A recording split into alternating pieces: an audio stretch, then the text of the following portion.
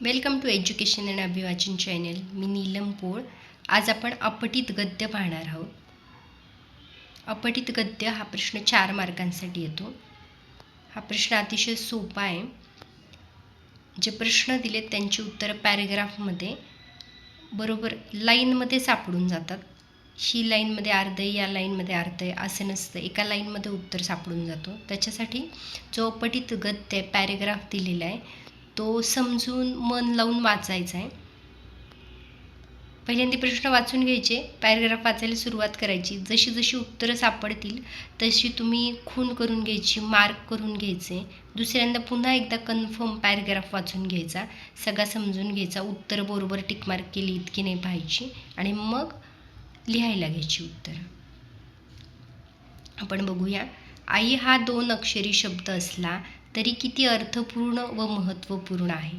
आदी शंकराचार्यांनी संन्यास घेतला, पण त्यांची आईवरील भक्ती तुटली नाही. संन्यस्त स्थितीत त्यांनी आईचे अंत्यदर्शन घेतले. समर्थांनी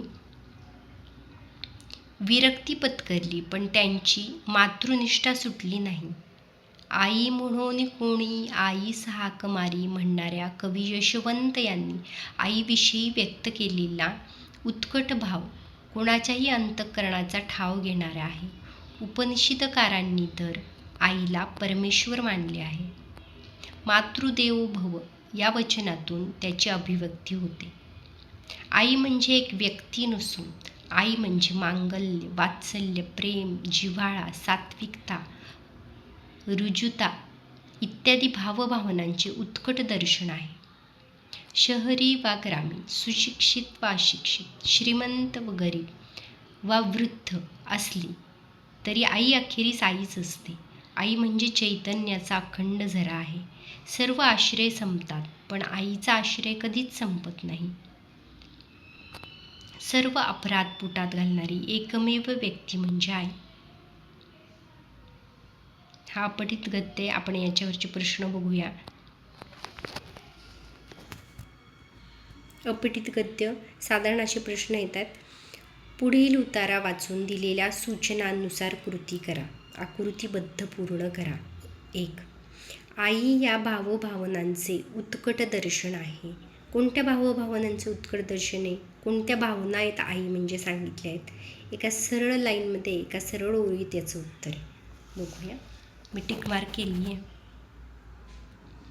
आई म्हणजे एक व्यक्ती नसून आई म्हणजे मांगल्य, वात्सल्य, प्रेम, जिव्हाळा, सात्विकता, ऋजुता इत्यादी भावभावनांचे उत्कट दर्शन आहे.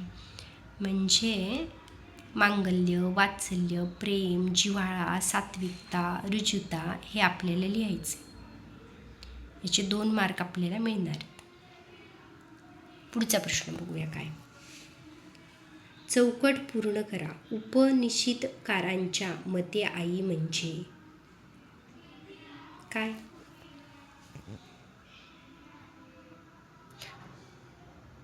उपनिषदकारांनी तर आईला परमेश्वर मानले आहे. मातृदेवो भव. उपनिषदकारांच्या मते आई म्हणजे परमेश्वर. मते लिहायचं. उपनिषदकारांच्या मते आई म्हणजे परमेश्वर. अजून त्यातला दुसरा प्रश्न आहे. संन्यस्त स्थितीत आईचे अंत्यदर्शन घेणारे कोण? शंकराचार्य. आदी शंकराचार्य. आदी शंकराचार्याचं उत्तर आहे. झाले. बस एवढेच प्रश्न आहेत. किती सोपे प्रश्न आहेत बघा. पॅरेग्राफ व्यवस्थित समजला की त्याची उत्तरे आपल्याला सापडत आहेत.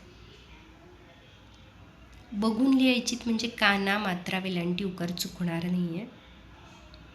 याचे 4 मार्क म्हणजे असे आहेत की आपल्याला मिळणारच, ग्राह्य धरून चालायचं असे. त्याच्यासाठी सराव करायला पाहिजे.